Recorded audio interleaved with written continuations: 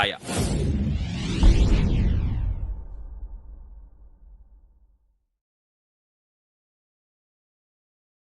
Hello and welcome to Racers Now. We're previewing all the Group 1s from Longchamp on Arc Day this weekend and the sixth and final Group 1 on a fantastic day. Yes, that's right. 6 Group 1s all in one afternoon at Longchamp. Hump, who joins me as the French racing correspondent here at Racers Now, will be there in person. Will you still be there at 4:25 UK time, 5:25 Parisian time to be watching the Prix de la Foret over 7 furlongs? Absolutely. I actually really enjoyed this race. I don't think this race gets enough love, to be honest. I think they stick it seventh on the card, and then they throw in 2 handicaps afterwards, where everybody by that time is either eating, drunk, or has left to go home anyway. So yeah, I really enjoyed this race. I think it's a fascinating race. If we want to jump straight in, it's worth noting again, obviously the 7 furlong start for the Foret, the bend, the severe turn that you go on at the bend as well. Looking back, no real trends. 3-year-olds have won the last 2. 5-year-olds won the 2 the year before that. William Haggis paid his electricity bill for 3 years straight, thanks to one master winning this race. And there is plenty of French challenge, which is good. And no more French challenge than the French Guineas winner in Zaragana. It's been a very, very odd year for Zaragana. Let's be honest. It was very odd end to to the year before, getting beaten by Vertical Blue, obviously in the Busac, as we mentioned earlier on. It's been a very front-loaded year. Obviously, we were ran more or less 3 runs in about 8 weeks. I think it was, wasn't it? I think it was something very very crazy along those kind of lines. And obviously we know the story of what happened in the pools. So we won't go back there. It's probably best if Basha watches this, then it's probably best not to bring that up again. He's a big follower, Basha. You never know, just in case. But looking to the form book, it's really not made great reading, to be honest. It's from the races that she's been in, it's not been fantastic. Obviously, she started off in the Grot. That's had 1 winner since, which is a Group 2 winner in Godspeed. The pool form was a little bit better together, pun intended there. I think she's the only group winner out of that in the Group 3. She was actually one of the horses I was hoping was going to run in the Opera, but it looks like she's been retired now, unfortunately. So hopefully everything's okay there. That form of the French 1,000 guineas is absolutely awful. Yeah, exactly that. Yeah, look, there's been a few good runs out of it. Obviously, exactly in the Matron, as we mentioned, Bedtime Story was very close. Obviously, in the Diane after that as well, but outside of that, it's very thin on the ground outside of that. Ascot obviously was a very nearly moment for the guys there. Probably heartbreaking stuff. Obviously, she was ahead. Then not for me, Hump. Not for me. I tipped the winner at 40-1. Well, there you go. Yeah, but for the connections and the jockey, obviously she was in front, then she was behind, then she was in front, and obviously she finished second behind.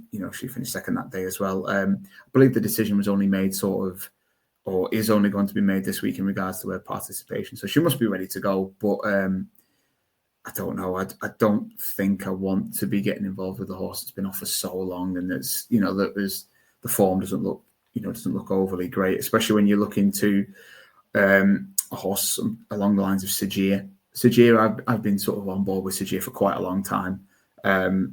They've been up and down in distance more than I was on Hyperspace Mountain at Disneyland Paris in August. It's been absolutely crazy.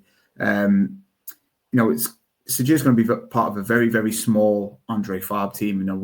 We've done 6 previews before this, and Qualificar's the only Andre Fabre horse that we've named.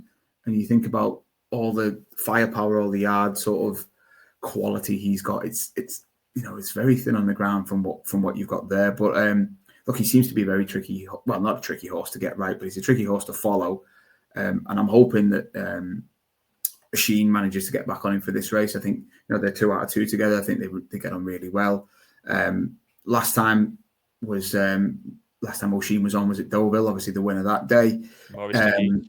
It was a really good run. It was a really good run actually. I think it's definitely what's needed for him if he's going to be on the right path to go.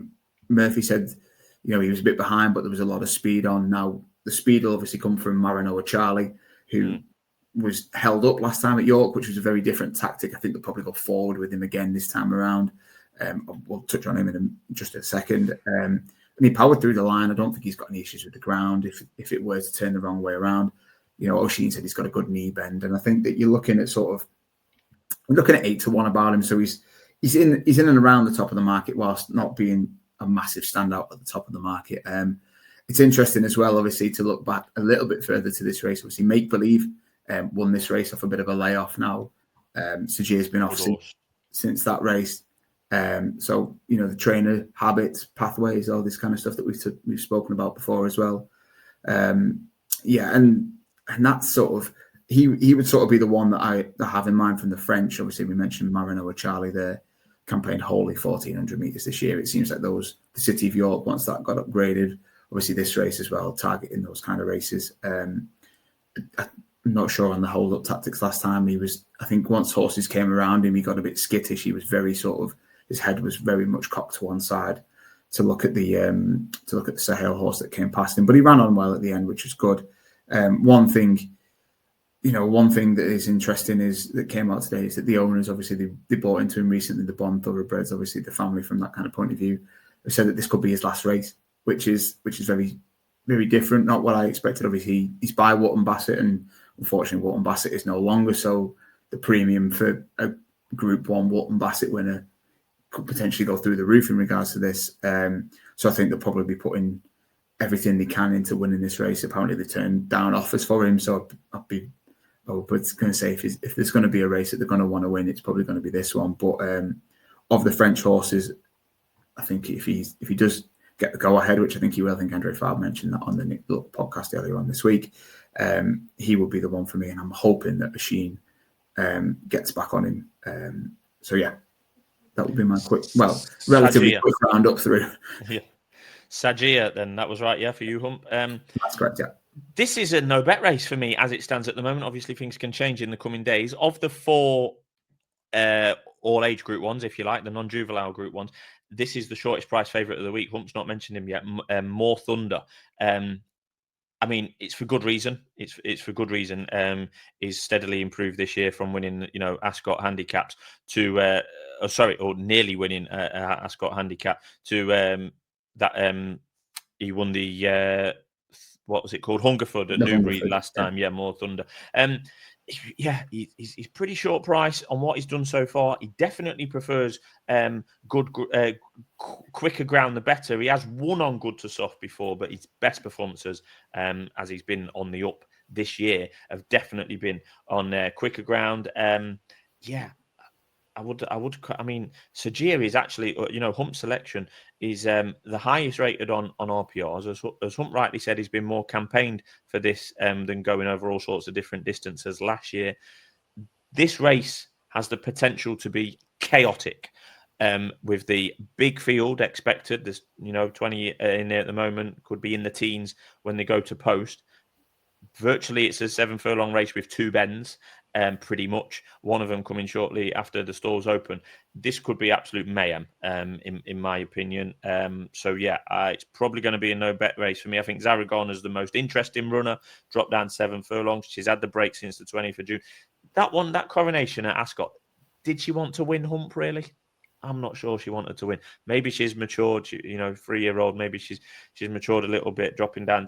There's always one horse in this race every year. Make Believe was it once upon a time that is never ran over 7 furlongs, or hasn't ran over 7 furlongs since a juvenile, or something along those lines. Zaragana is that horse this year. As it stands now, there's no real betting interest for me. I mean, I think the More Thunder, looking into the form, obviously Marble Man was probably the one that to take out from. I think was Marble Man in behind in the Hungerford as well, and that's obviously I think that's Wasden, was it next time out, obviously Fair Angelica as well. So the form is there, I guess, but it's just to go from where he was to where he is now, it's good things have got to come to an end at some point, and I'm not sure if this is where it's going to come to an end for him, but yeah, I agree with you. It's the potential for it and the unknowns. Obviously, at the distance, there's very few specialists. Obviously, we had Space Blues, we had one